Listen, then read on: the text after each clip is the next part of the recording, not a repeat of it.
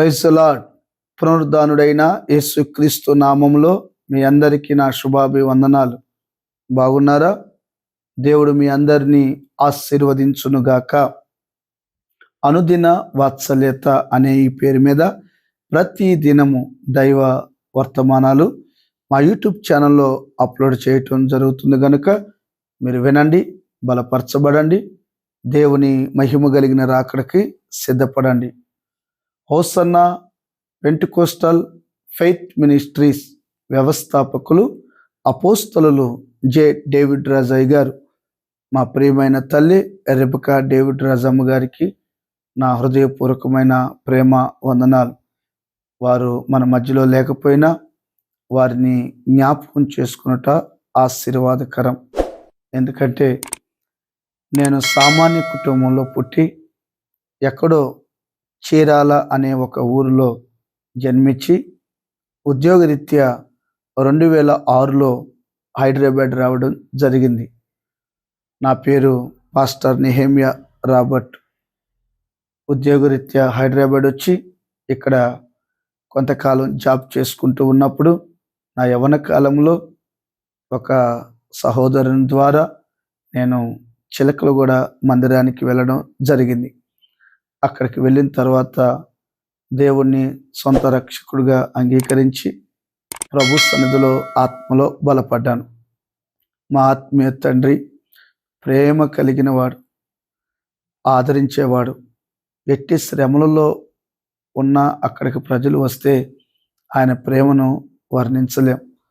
ఆ ప్రేమను అనుభవించిన వారిలో నేను ఒకడిని. అయ్యగారు అంతగా ప్రేమించేవాడు.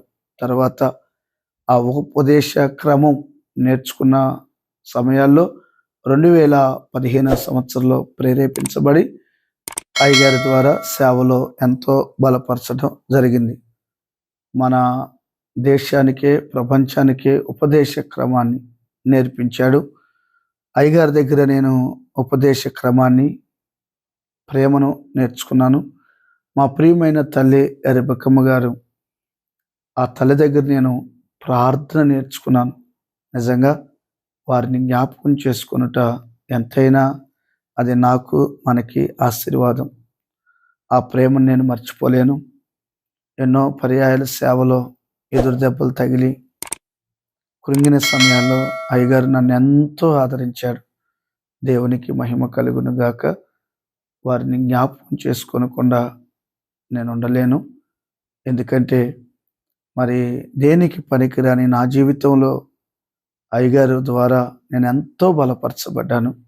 ఈ రోజున ఒక సేవకుడిగా ఎదిగి మీ ముందు ఈ వర్తమానాలు చెప్పగలుగుతున్నానంటే కేవలం అది దేవుని కృప, అయ్యా అమ్మ ప్రార్థన. అయ్యగారు అమ్మగారు ప్రభు సన్నిధిలో ఉన్నారు.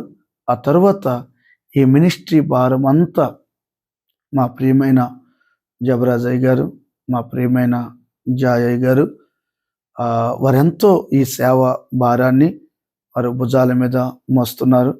వారు అమ్మ అయ్యే తర్వాత వారు కూడా మమ్మల్ని ఎంతో ధైర్యపరిచి ఆదరించి కృంగిన సమయాల్లో పలు పర్యాయాలు మమ్మల్ని బలపరిచిన వారికి కూడా నా ప్రత్యేకమైన వందనాలు చెల్లిస్తున్నాను. ఆ మినిస్ట్రీలో ఉన్న దైవ సేవకులందరికీ కూడా నా ప్రేమ పూర్వకమైన వందనాలు కూడా చెల్లిస్తున్నాను. ఈ వర్తమానాలు మీరు విని బలపరచబడండి. అనుదిన వాత్సల్యత అను నేటి వాక్య ధ్యానాన్ని మనం ధ్యానించుకుందాం. రండి, పరిశుద్ధ బైబిల్ గ్రంథములో నిర్గమాకాండం 14వ అధ్యాయం 10వ వాక్యాన్ని చదవగా విందాం. ఫరో సమీపించుచుండగా ఇజ్రాయేలీలు కనులెత్తి ఐగుప్తీలను తమ వెనుక వచ్చుట చూచి మిక్కిలి భయపడి యెహోవాకు మొరపెట్టిరి.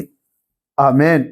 ప్రియమైన దేవుని బిడ్లారా, దైవజనుడైన మోషే ఇజ్రాయేల్ ప్రజలను ఐగుప్తు నుండి విడిపించాడు. దైవజనుడైన మోషే ఫరో ఎదుట ఇంచుమించు 10 అద్భుతాలు చేసి దేవుని యొక్క బాహుబలముతో 6 లక్షల మంది పైగా ఉన్న ఇజ్రాయేల్ ప్రజలను ఆ బానిస బ్రతుకు నుంచి విడిపించాడు. విడిపించి అలా వారు ప్రయాణాన్ని కొనసాగించారు. కొంత దూరం వెళ్ళిన తర్వాత, కొన్ని రోజుల తరువాత ఆ ఫరో అను సాతాను స్వభావం కలిగిన ఫరో వెంటనే 600 రథములనిచ్చి వారిని మరలా తీసుకొని రా అని చెప్పి సైన్యాన్ని పంపించారు. వీరు వెళుతూ ఉండగా ఎర్ర సముద్రం అడ్డొచ్చింది.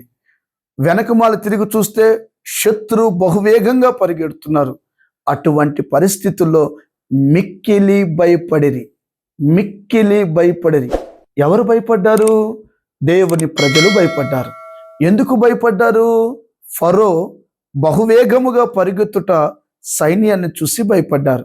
నేనంట, ఈ వాక్యం వింటున్న దేవుని బిడ్డ, నువ్వు ఏ విషయాల్లో భయపడుతున్నావు? ఏ విషయాల్లో కృంగిపోతున్నావు? ఏ విషయాల్లో కలవరపడుతున్నావు? ఫరో అనబడుతున్న సాతాను నీ కుటుంబంలో తాండవాడుతున్నాడా? నో, భయపడాల్సిన అవసరం లేదు. మన దేవుడు ఎవరో తెలుసా? పరిశుద్ధ బైబిల్ గ్రంథంలో 366 సార్లు భయపడకుడి అని ప్రభు చెప్పాడు. అంటే ఎవ్రీ డే, ప్రతిరోజు నా దేవుని వాగ్దానం ఏంటో తెలుసా? కుమారుడా భయపడకమ్మా, కుమార్తె భయపడకరా, కుటుంబస్తులారా భయపడకండి, దేశమా భయపడకుడి. చూశారు కదా, ఎవ్రీడే, ప్రతిరోజు నా దేవుని వాగ్దానం ఏంటో తెలుసా? భయపడకు. ఎటువంటి పరిస్థితుల్లోనైనా నువ్వు భయపడొద్దు. ఇజ్రాయేల్ ప్రజలు భయపడటం కాదు, మిక్కిలి భయపడ్డారు. అప్పుడు మోషే మీద సనిగారండి, మోషే మీద గొనిగారండి. ఐగుప్తులో మమ్మల్ని ఉంచాల్సింది కదా, అక్కడ సమాధులు లేవని ఈ అరణ్యంలో చంపడానికి తీసుకొచ్చావా మోషే? ఎన్నెన్ని మాటలు మాట్లాడావు, తప్పు కదా. దేవుళ్ళో ఉన్న నీవు కాస్త శ్రమ కలిగిందని, కాస్త భయం కలిగిందని నోటికి అదుపు లేకుండా నువ్వు మాట్లాడుతున్నావా? జాగ్రత్త, బీ కేర్ఫుల్. అలా మనం మాట్లాడకూడదు నాన్న. ఎందుకో తెలుసా? మన దేవుడు భయాన్ని విక్రించేవాడు.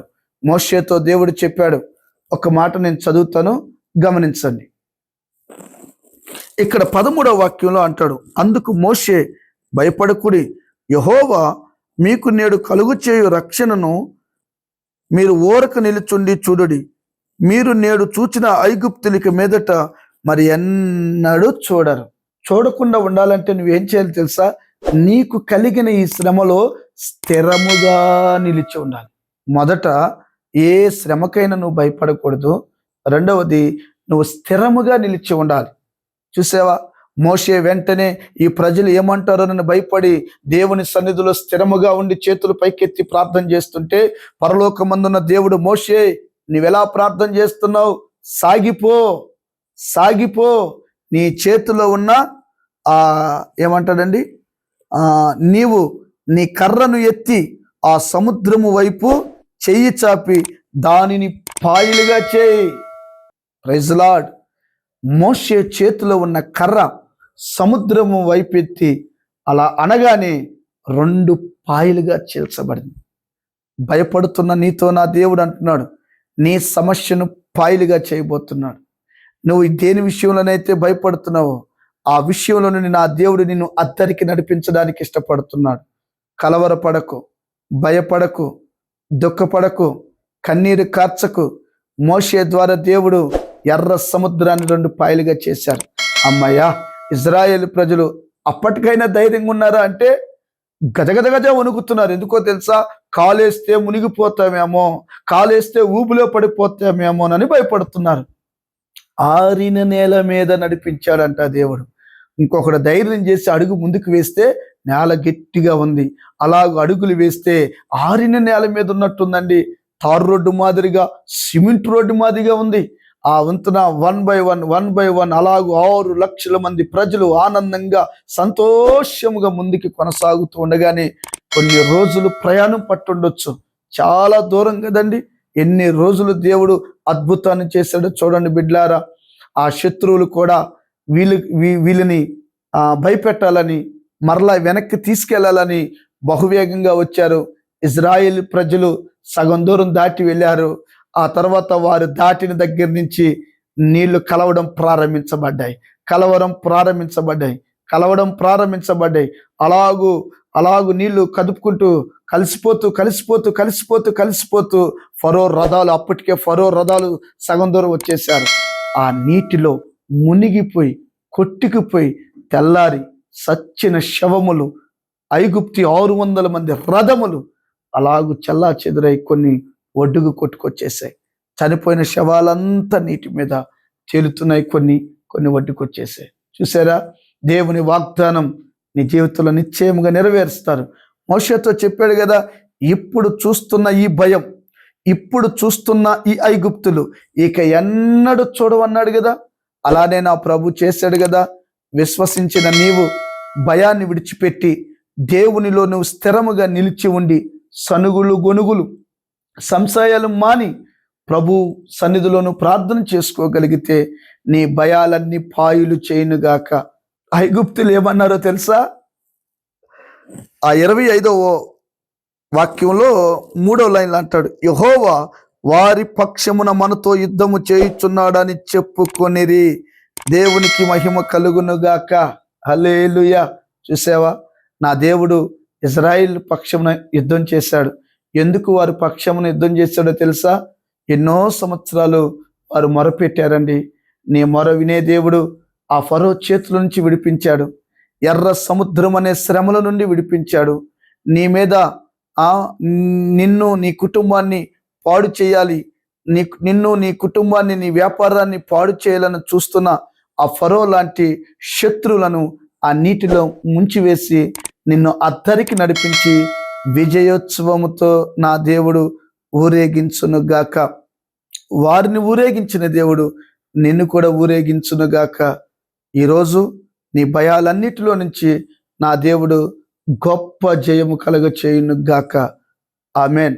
నా దేవుడు ఈ మాటలు మీ గుండెల్లో స్థిరపరిచి బలపరచునుగాక. ఆమెన్. కలుమొద్దాం, చిన్న ప్రార్థన చేసుకుందాం. ప్రేమ స్వరూపి మహాపరిశుద్ధుడా, మా ప్రార్థన మీ సన్నిధికి ధూపం వలె చేర్చుకోండి. మిక్కిలి భయపడుతున్న వారి జీవితంలో గొప్ప విడుదలిచ్చి నీ రాకడకు సిద్ధపరచండి. ఈ దినమంతా బిడ్డల్ని కాపాడమని యేసు నామమున అడిగి పొందియున్నాము తండ్రి. Amen. Amen. God bless you. దేవుడు మిమ్మల్ని దీవించునుగాక.